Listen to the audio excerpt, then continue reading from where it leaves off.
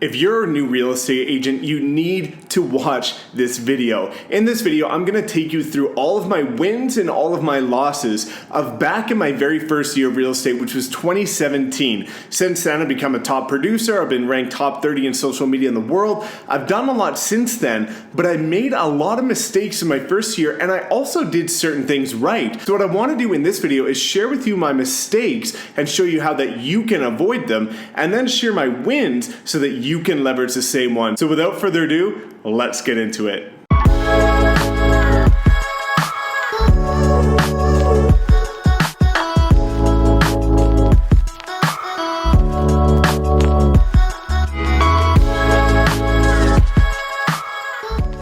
What's up everyone, my name is Mike Sherrard. Thank you so much for tuning into my channel as always. And if you're new, welcome. If you love learning tips, tricks, and strategies on how to dominate real estate and use things like social media, personal branding, and tech in order to scale your real estate business, please make sure you subscribe and lightly tap that notification bell. So as mentioned, this is a really important video for first year real estate agents or people that are curious about getting into the real estate industry. You see a lot of things on social media look like it's always going well, but there's a lot of things and big mistakes that I did wrong in my very first year, and I wish I could have gone back and knew otherwise. I wish a video like this was out there for me to watch so that I could have overcome what I failed to do in my very first year. I had a lot of losses and I could have done so much better in my first year. Despite all the wins, so many of these things were holding me back from achieving my full potential. So what I want to do is in this video, first we're going to go through the losses. I'm going to share all of the different things that I failed in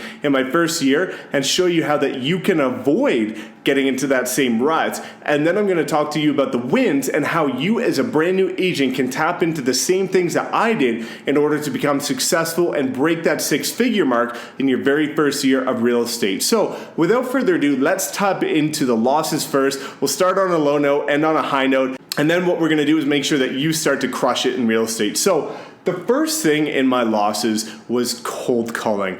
I freaking hate cold calling. I know it works for many. Up here in Canada, we actually cannot target FSBOs and expireds, so it's actually illegal for us to prospect FSBOs and expireds up here, and in turn, it actually makes the cold calling a lot harder because we have to touch on a cold audience from ground zero every single time. Makes it a bit more difficult, and what I found is that I just didn't like cold calling, and in turn, my results weren't that great. I hated sitting behind a computer dialing on the phone. I like being able to make a strong first impression, and I like to be able to show what I do differently. So cold calling just didn't work for me in a combination of not being able to target FSBOs and expireds and not being able to build a true connection with people. So ultimately, I got a ton of leads from cold calling, and none of them turned into listings, unfortunately. I had a couple people that were interested, but because of the market here, we're in a 5-year recession, a lot of them just didn't end up selling.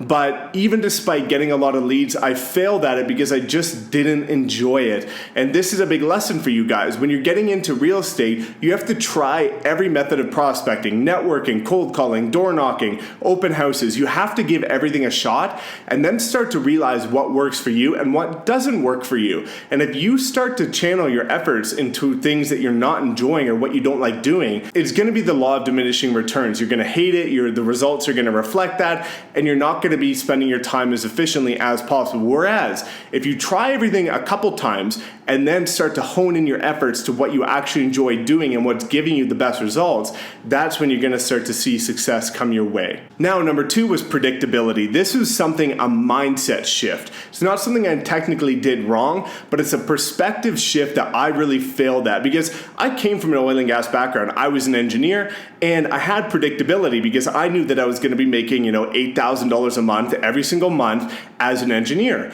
None of that in real estate. So what I really got hit hard with is not being able to predict my income and in turn, not being able to allocate my marketing budget accordingly. So I was having certain months where I would close, 5 deals, certain months where I close 1, a couple where I'd have 0, and not being able to have that predictability really threw me for a loop and actually caused a lot of stress emotionally and mentally because I wasn't able to predict anything. And again, that comes with the territory, that comes with being self-employed. And I knew that going into it, but I just wasn't prepared for having that lack of predictability. The next thing, and this is one of the biggest things, is my money spent. I spent so much money on all the wrong things. When I got into real estate, again, I didn't have a mentor. I didn't invest in coaches. I was using a lot of the free content that's on YouTube and Google and things like that, which was absolutely amazing. But I didn't look into how to properly spend my money. So what was the first thing that I did? I went to a local web designer here in Calgary and I had them build out the craziest custom website, because I thought if I had the sexiest website that people are gonna come to it, they're gonna start going through the contact, they're gonna see how awesome it is, and I'm gonna get all these leads because people are gonna think my website's absolutely amazing, better than the rest. Fail. Huge fail. It was the worst decision I've ever made in my real estate career to date. I actually financed it because it was so expensive. I spent something like $14,000 on this stupid website, and in 2 years, I haven't generated one single freaking contact form. How stupid is that? It was built out, it looked great, but what I quickly realized is that's just not what generates leads effectively. So I spent all this money on this crazy website, looked so cool, fail. So that was a huge thing. I also spent $1,000 on all these custom business cards. I still have 95% of them sitting in the trunk of my car. Because again, I realized how little I'm going to actually be using my business cards, and how now your Instagram and your Facebook and your LinkedIn is actually your business card, not handing out something physical. Now, I did get some business from my business cards because again, they were absolutely epic. They were triple ply. They had all these foils. They were really cool. But it was certainly not worth $1,000 as a brand new agent. If I had have allocated that money into something like social media marketing, I would have made a huge ROI versus spending it on something that wasn't going to give me quick results. Number 4 is a big one, and this is something that you have to be extremely mindful of as a brand new agent, which is the follow-up and the nurturing.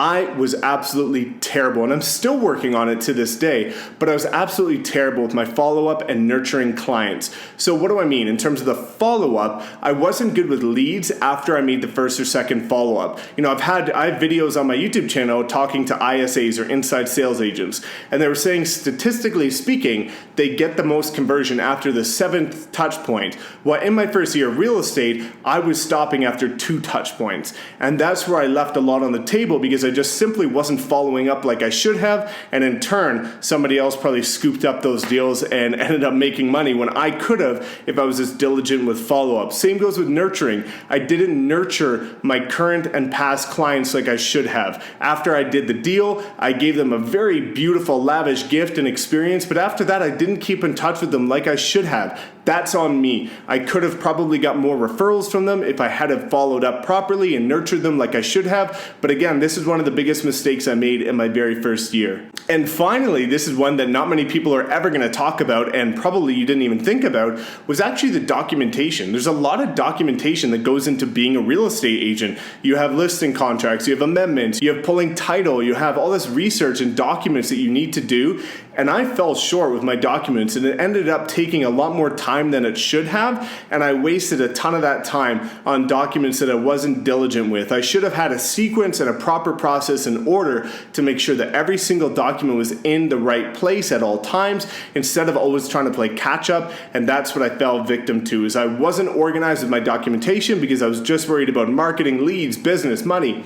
And in turn, I let the documents get out of control, and it ended up taking way more time if I had done it right the first time. But again, lesson learned, failed. Now I'm trying to get better at it, but still not great at the documents. So those are a lot of things that you can learn from. Those are things that I admittedly did not do right in my first year of real estate. And a lot of people aren't talking about these things because they don't want to admit that they didn't do things right in their first year as a new real estate agent. So now let's tap into the wins, things that I did do right in my first year of real estate in order to get ranked on these social media lists, in order to become a top producing agent within 10 months, so that you can start to do certain things too. So we'll head on over here and let's talk about some wins.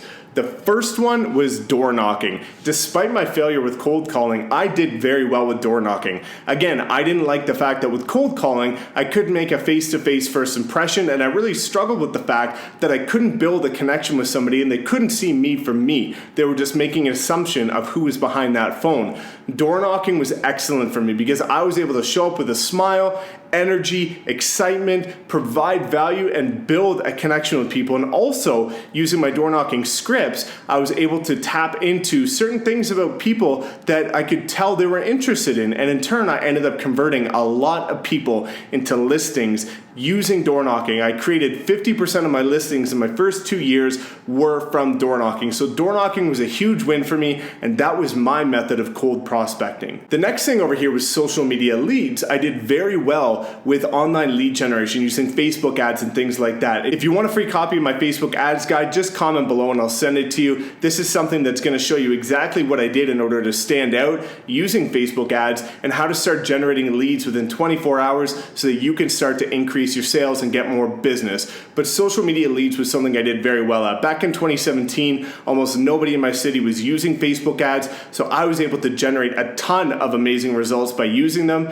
and then again trying to follow up as best as I could, but I left a lot on the table because again over here I wasn't that strong at following up. But social media leads was something I did great, and I hope that you dive into too. The amount of return on your investment that you get using social media versus bus benches or flyers or anything like that is totally incomparable. Social media is king, and again, I can show you with my free guides exactly what to do. Comment below if you want that, but it's gonna make a world of a difference for your business. Number 3, the third thing that I did right was personal branding. I dove deep into using social media to build my personal brand. A lot of people knew me as the Purple Realtor for my purple BMWs and some of my accents on my website and my cars and things like that. And that really helped me. It really helped identify with people that would resonate with me and want to work with me. So I built up a personal brand that was quickly recognized within my first few months as a real estate agent. I started to become recognized out and about within the first few months, which usually takes agents multiple years to do.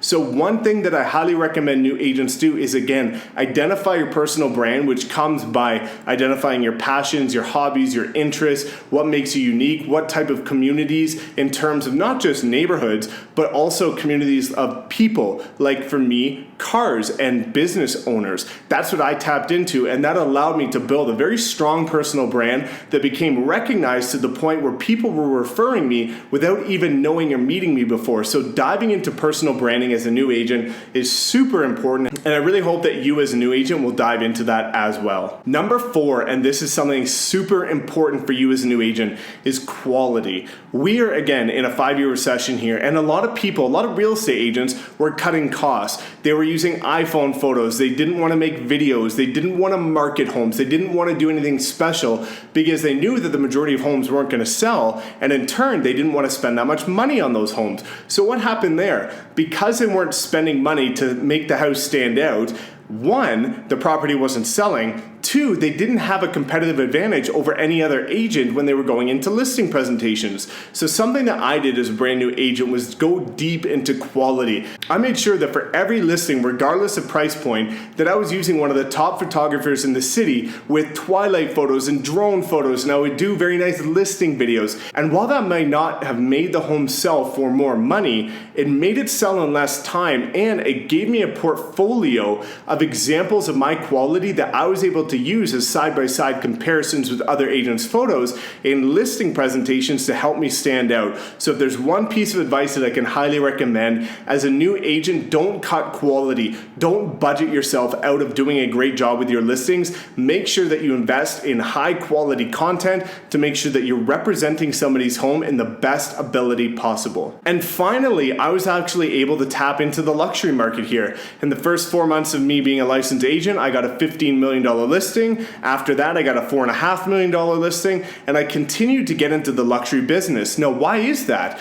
I fell naturally into that business because of number 4, because of the quality. People were seeing the quality of my work compared to other agents in the city, and they were saying, well, Mike, if the market's slow and others are cutting costs, I want somebody that's going to represent my property and get the most amount of exposure possible. So by pairing quality with social media lead generation and my marketing, I was able to get these multi-million-dollar listings as a brand new agent simply because I made sure that quality was at the forefront of my business. And again, that's a very easy way for you to tap into these higher income homes and start to scale your business just by making sure that quality is one of your fundamental priorities as a real estate agent. So that's something that you can do as a brand new agent, is just by investing in the right photography, the right media content for every single listing, not just the ones that are $1 million, not just the ones that are 500,000, but the ones that are down to 200,000. If you're able to show them that they're going to get $1 million